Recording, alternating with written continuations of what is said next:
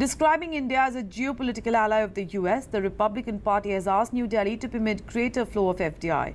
The Republican manifesto released by the party after its formal approval said that Indian ancestry had made notable contribution to the United States. Meanwhile, the 4-day-long Republican convention opened yesterday to chaotic scenes as Donald Trump's opponents and supporters traded angry shouts, disrupting his plans for a smooth coronation as the party's White House nominee. There was a lot more drama around the event. Here's a report.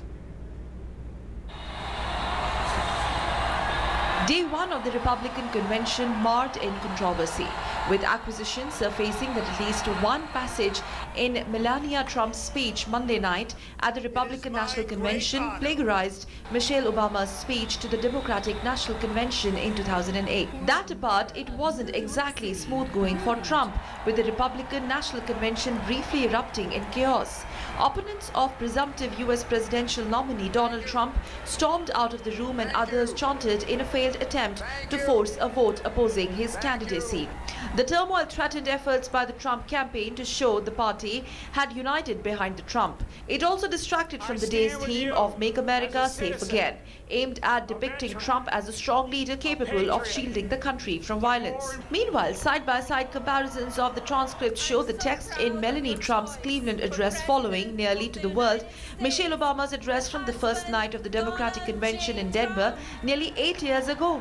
This forced the Trump campaign to release a statement, but it did not mention the plagiarism charges. The controversy quickly overshadowed Melanie's speech, which focused on her immigration to the US and her love for her husband. She portrayed her husband as a talented, compassionate and unrelenting leader who would unify rather than divide the country if elected to the White House. Donald intends to represent all the people, not just some of the people. That includes Christians and Jews and Muslims.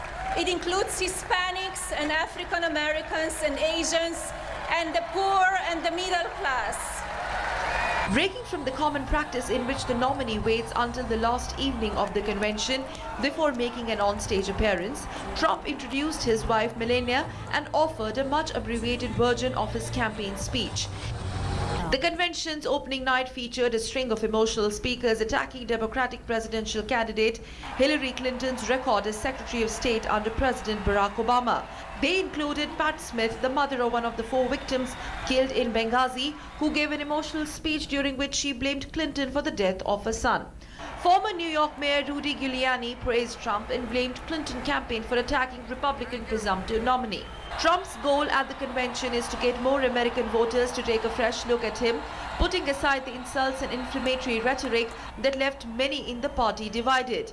Trump, who is 70 years of age, has never held elective office, is expected to accept the nomination on Thursday night after being formally chosen on Tuesday.